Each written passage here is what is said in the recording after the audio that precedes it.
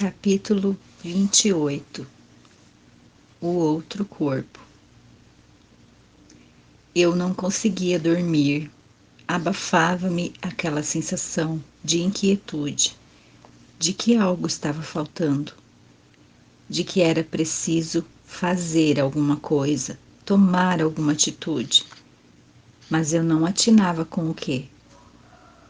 Simplesmente sentia um vazio, como se me faltassem objetivos. Ao refletir conscientemente sobre esta angústia, a reação foi imediata. Como? Com a minha carreira a correr de vento em popa, uma família maravilhosa, contudo a dar certo à minha volta, como posso me considerar vazio e sem objetivos? Mas alguma coisa dentro de mim clamava por algo indefinido, que eu não percebia e não identificava. Abri a janela da sala e senti o ar fresco da noite. Não, a vista não era bonita. Um amontoado de prédios, pequenos quadrados de luz pontilhando a silhueta negra dos edifícios altos contra um céu que se adivinhava carregado de nuvens. Fechei os olhos para sentir melhor nos pulmões o frescor da noite. Mas o que me abafava era a alma, o coração. Não conseguia compreender aquela angústia, se tudo estava tão bem à minha volta. A agenda lotada de compromissos e shows, programas de TV, entrevistas. Numa fração de segundo, aquela brisa evocou-me um momento já vivido. Cruzei os braços sobre o parapeito da janela, apoiando o rosto, como fizera quase 13 anos antes, no convés do Corrientes, ao vir de Portugal para o Brasil. Sonhava, então, com a nova terra, imaginando os caminhos que deveria percorrer para chegar até onde estava agora. Naquele momento, no navio, tudo o que eu queria para minha vida era cantar. Queria um palco grande, maior que o pequeno carro de bois, de onde eu podia cantar para quase toda a aldeia. E agora eu conseguira o meu palco, tão grande que eu não lhe poderia adivinhar o tamanho nos meus sonhos de menino. Então eu me admirei com a beleza do universo e da vida, e admirei-me da nossa humana pequenez. Jamais, em todos os meus sonhos mais audazes e grandiosos, eu teria capacidade de imaginar e desejar tudo aquilo que a vida estava a me dar. Eu não teria coragem de pedir tanto à vida. Seria ganância, falta de modéstia, não saberia o caminho. No entanto, ela me dera. Sentia então ali o esboço de uma lição, a de que não devemos estabelecer o como quando falamos com o universo, apenas o que. A maneira, o tamanho, a forma e a quantidade como aquilo vai chegar até nós é o universo que decide, de acordo com o nosso merecimento e a nossa necessidade de aprendizagem. Então, por que aquela sensação de vazio? Por que meu coração me dizia que nada daquilo seria capaz de me preencher como ser humano? E a brisa da noite levou-me inversamente pelos meus sonhos, do convés do navio até o cais de Lisboa, através dos lenços a dizerem adeus. O chapéu do tio Manuel, apertado nas mãos, os olhos marejados das saudades que viriam. Lembrei o hotel onde ficamos na véspera da partida, a cama que quebramos com nossas travessuras, a viagem de ônibus desde Vale da Porca até o porto.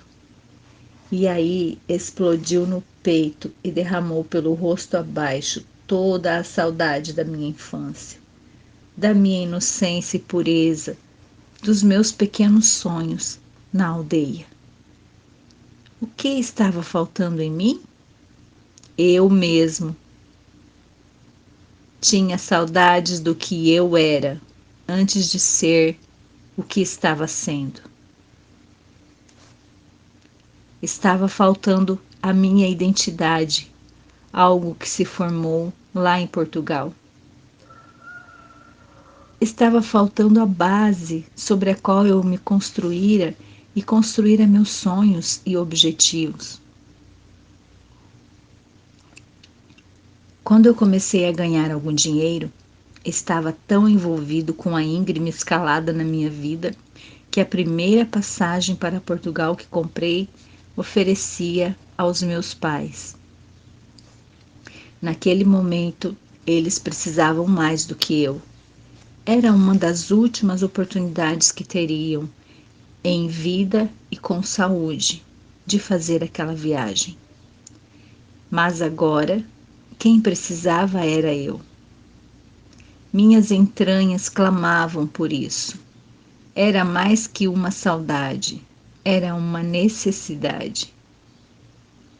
Fechei a janela, em fuga, tentando afastar aqueles pensamentos. Uma viagem, naquele momento, estava fora de questão. Não tinha sequer datas livres para isso. Shows, compromissos, mais shows.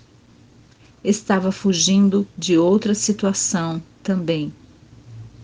A minha cirurgia. Algo não andava bem. Não comentei com ninguém, além da Márcia, pois se comentasse, iriam me obrigar a tomar providências. E eu as temia, já podia até adivinhar o que os médicos diriam. Traumatizado por completo pelo que acontecera na cirurgia anterior, aquele assunto era doloroso para mim. Mas a situação estava insustentável. A cada viagem ficava com uma roupa interior em pus. A Márcia me ajudava com os curativos e íamos assim empurrando a situação, mas já não dava mais para fugir do problema. No dia seguinte, conversamos sobre uma solução, pois a cada viagem mais puxada, as dores eram maiores e agora já nem era preciso viajar. Doía-me o tempo todo. A infecção chegara a um ponto que a carne se abrira em 3 locais diferentes, nos intervalos onde tinham sido dados os pontos. Eram pequenos olhos para poder purgar as porcarias que estavam lá por dentro. Afinal, aquilo era o resultado da suturação, que não poderia ter sido feita e que aprisionou tanta matéria, que o corpo estava a criar aqueles buracos para tentar se livrar daquilo. Meu traseiro parecia um vulcão prestes a explodir. Como não confiávamos em mais ninguém, a Márcia me levou ao único médico de sua total confiança, o seu obstetra. Não ria. É claro que eu sabia que ele não poderia resolver o meu caso, mas, pelo menos, seria uma opinião de alguém com conhecimento, amigo e confiável. O Dr. Fauser Abrão, com o maior carinho e delicadeza possíveis, próprio dos obstetras, aconselhou-me: Roberto, não vai dar para fugir, não. Isso aí precisa ser reaberto, limpo, o quanto antes. Vai ter de retirar alguma matéria que está aí dentro, criando essa infecção. e vai ter de ficar aberto. Não tem outra solução. Sinto muito. Não há pozinhos nem cremes que deem conta do que está aí. Saí do consultório de cabeça erguida, mas desabei a seguir. Não podia me imaginar entrando novamente numa sala de cirurgia para tratar daquele raio de quisto. Dali a uns dias, estávamos arrumando a mala para eu ir para o hospital. Márcia, se eu sou um homem de fé, tem de haver uma outra solução. Eu não quero repetir aquele sofrimento. Eu não quero ir para o hospital. A Márcia, entendendo a minha dor, tentou me confortar. Roberto, fica calmo. Vamos achar uma solução. Você não vai ser operado novamente, se Deus quiser. Vou procurar saber direito, mas ouvi falar de um centro espírita que faz cirurgias espirituais. Parece que resolve. E foi assim, perguntando daqui e dali, que depois de algum tempo chegamos a um lugar, o Centro Espírita do Dr. Camura, apinhado de gente. Lá fomos, a Márcia e eu, e conosco foi o Mauro, aquele irmão que se tornara meu braço direito na minha vida, meu técnico nos shows, meu companheiro de viagens, meu companheiro de tudo, até hoje. Ficamos assim impressionados com a ordem, no meio daquela multidão de pessoas, ainda mais que o movimento era contínuo. Quem chegava ia para uma triagem, depois ia para uma sala de espera, onde aguardava ser chamado, enquanto ouvia palestras instrutivas sobre a espiritualidade. E depois seguia para a enfermaria, onde o médium recebia, diagnosticava e tratava as pessoas. Aquilo era um rodízio constante, mas admiravelmente ordeiro. As pessoas me olhavam, reconheciam, mas o ambiente impunha um tal respeito que poucos se aproximaram para me cumprimentar ou pedir autógrafos. Apenas sorriam de longe, simpaticamente, como a dizer: eu conheço você, eu sei quem é e gosto de você. Bom, o Mauro, ao meu lado, também mantinha um certo respeito e distância das pessoas. À entrada, uma grande quantidade de prateleiras, muito simples, abrigavam um sem número de garrafas de água, de todos os tamanhos e formatos, trazidas pelas pessoas.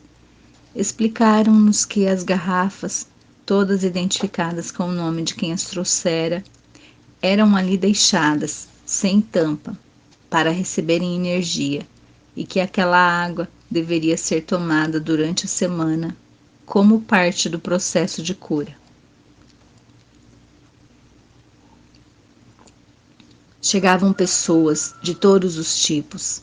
Algumas, amparadas, subiam os degraus que separavam o quintal da casa do nível da rua, pelos braços de amigos e familiares. Outras chegavam em macas, tal o estado de debilidade em que se encontravam. Rostos destroçados pela dor, mas cheios de esperança, chegavam ali a cada minuto. E soubemos que atendiam centenas de pessoas por dia. Era o desfile da miséria humana, do sofrimento, da impotência, a exteriorização e materialização dos males do corpo, como decorrência dos males da alma. Em contraste, já víamos pessoas em paz, a pegarem a sua garrafinha de água e a irem para casa com um brilho na face, o que nos fazia supor que eram pessoas que já estavam em tratamento, provavelmente com bons resultados. Outros, trabalhadores do centro, encaminhavam, orientavam e assistiam as pessoas com amor e delicadeza, numa tarefa louvável de solidariedade humana e compreensão. Na sala de espera, cerca de mais de meia centena de pessoas aguardavam sentadas, enquanto um outro colaborador do centro palestrava sobre a doutrina espírita. Uma exortação à mudança de atitude.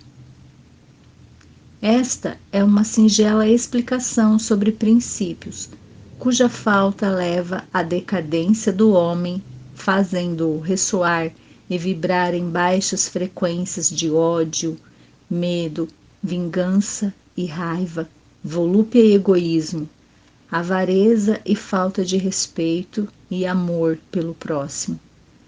Essas grosseiras vibrações inferiores vão nos minando a harmonia interior, levando-nos ao desequilíbrio e à doença. Como energia que somos vibrações apenas. Corpo e espírito são estados diferentes da mesma energia.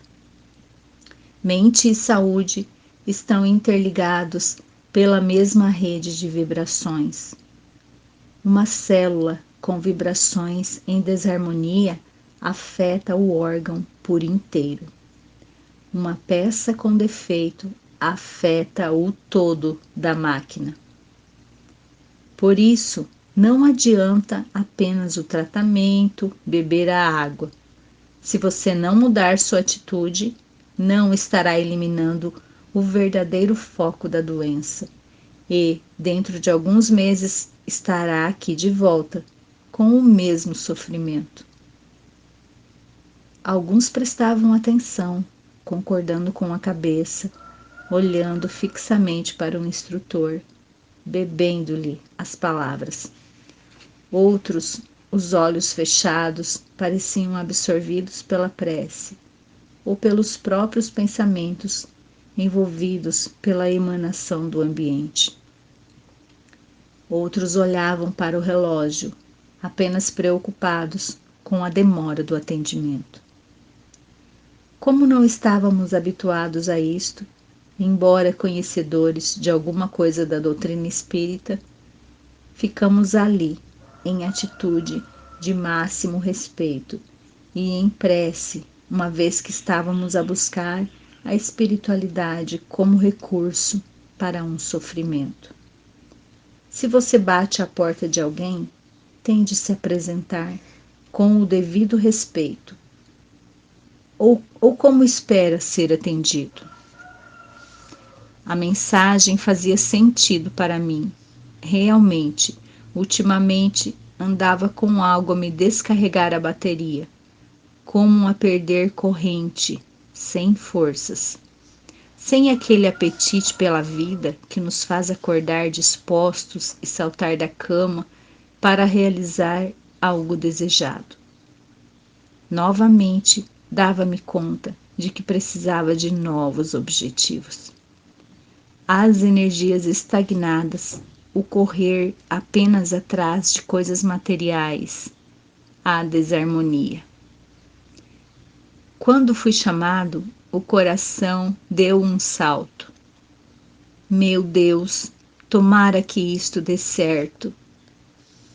Mas eu senti, naquele instante, que ia ser curado. A enfermaria cheirava a enfermaria. Quero dizer, era apenas uma divisão com pouca luz, muito agradável, nem muito escura, nem clara, com algumas macas, com pessoas deitadas. Não se viam remédios, nada. No entanto, cheirava a enfermaria. Lembro-me vagamente de ter visto pessoas vestidas de branco a se movimentarem como enfermeiros, silenciosos e compenetrados, a ajudarem os pacientes e o Dr. Kamura, que trabalhava ali, através do médium. Ele conversou comigo, os olhos semicerrados, com uma das mãos a segurar meu braço o tempo todo, numa voz agradável, sem afetação, suavemente. Ninguém diria que aquela pessoa ali estaria ali naquela circunstância, num trabalho mediúnico. Parecia simplesmente um médico.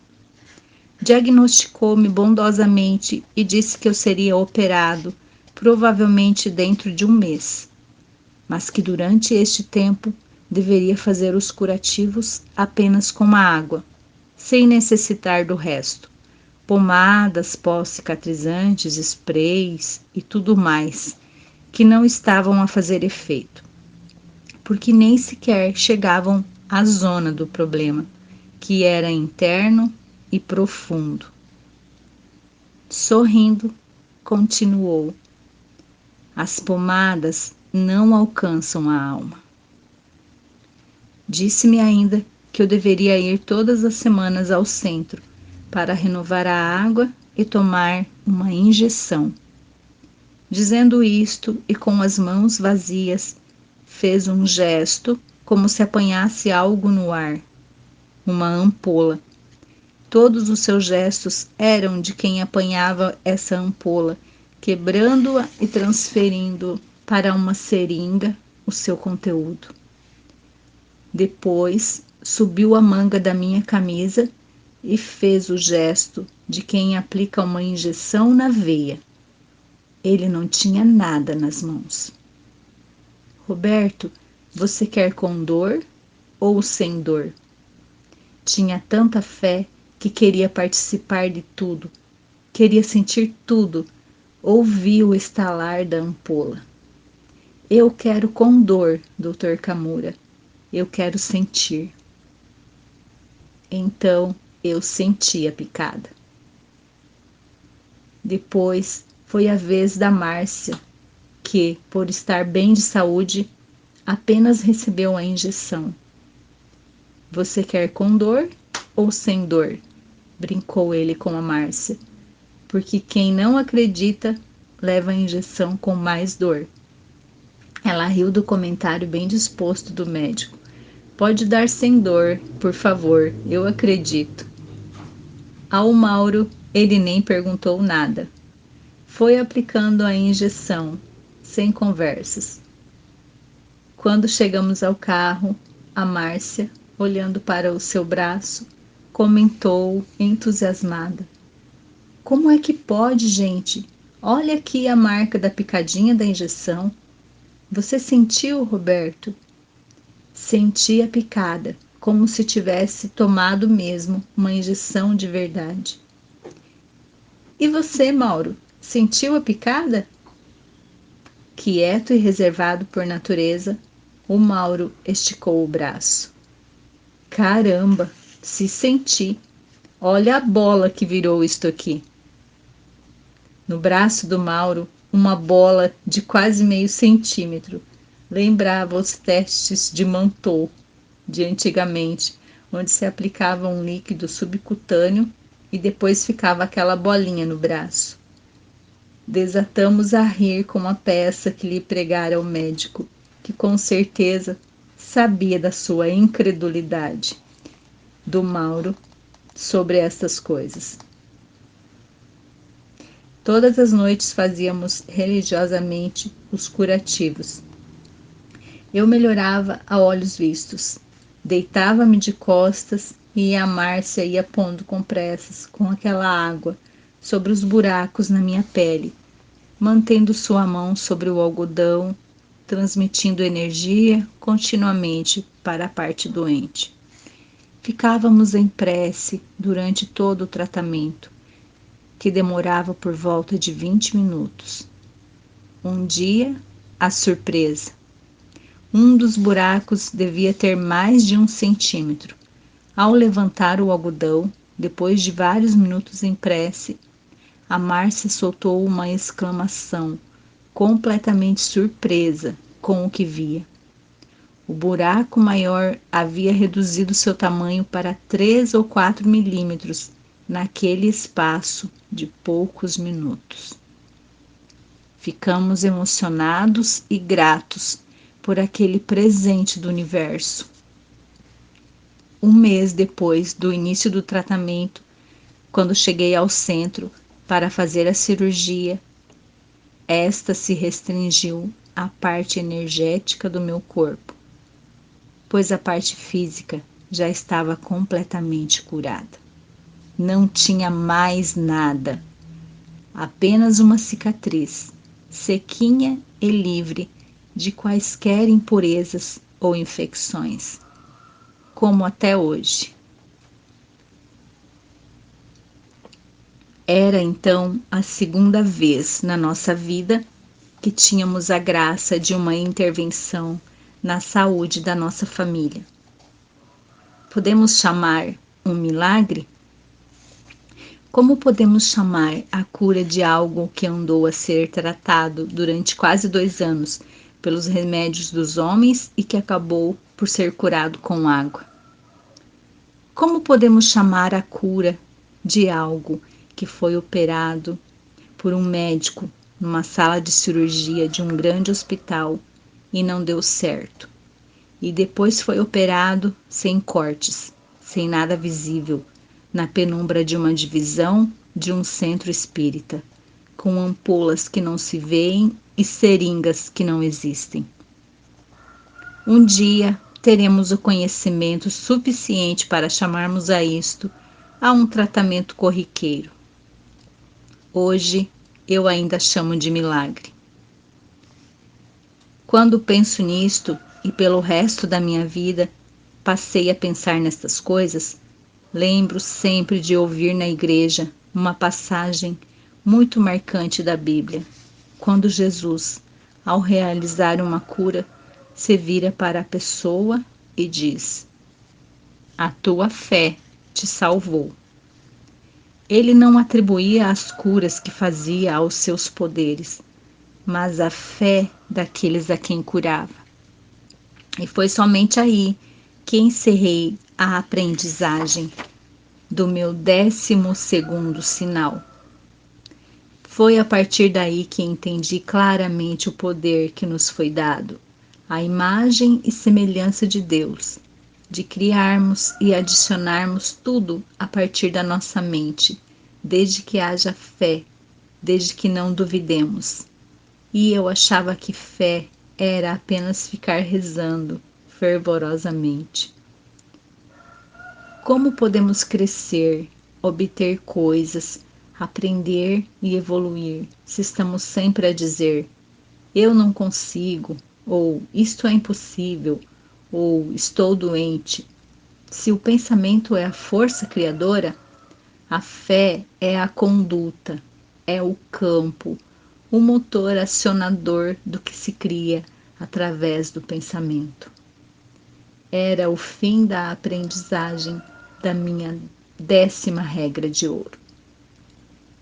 A partir daí, abriu-se um novo universo para mim, onde constantemente me deparava com coisas que desconhecia, energias que não contemplava e nem fazia caso, energias que não via e, portanto, dentro desta miopia, para mim não existiam, como se tudo o que eu não, como se tudo o que não se veja não exista, tudo o que não se apalpe e sinta não produza efeitos. Era como se estivesse a ouvir uma rádio, sem questionar como é que a voz do cantor aparecia ali, naquela caixinha, e não acreditasse nas ondas de rádio, porque não as podia ver. O mundo, a partir daí, duplicou de tamanho para mim. Descobri o outro lado. E este duplicar, este crescer que amplia a nossa consciência, também duplicou a minha responsabilidade. Se eu penso errado, se ajo errado, se vibro errado, o primeiro a levar com as consequências sou eu mesmo. Pago diretamente com o meu corpo todas as dissonâncias, arritmias, mau funcionamento, desarmonias, insuficiências. Descobri um outro corpo que nunca soubera que existia, e, portanto, não cuidara. Um corpo que adoece primeiro que o físico, que nos dá alertas antes, mas que não aprendemos a ouvir. Falta estetoscópio para este corpo, falta laboratório para ele, e eu passei a senti-lo desde então. O meu outro corpo, aquele que vive e se alimenta daquilo que eu penso, das emoções que me proporciono, dos meus sentimentos e condutas. Aquele que não se engana ou ilude com remédios de farmácia, nem se cura com pomadas. Aquele que os chineses já tratam há 5.000 anos. Descobri, ao descortinar este outro lado, que a vida humana, em toda a sua grandiosidade e semelhança com o Criador, mostra apenas a ponta do iceberg neste mundo tridimensional, que a maior, mais importante e profunda parte de nós está noutro lugar. E descobri que esta, sua verdadeira e imensa dimensão, está visível somente aos olhos da alma. Descobri que somos responsáveis por cada átomo do nosso corpo, pois cada pensamento nosso interfere naquilo a que chamamos matéria, interfere na nossa vida, no nosso destino, numa permanente criação e sintonia ou desarmonia com o todo. E descobri que aí reside a maior expressão do livre-arbítrio com que fomos dotados.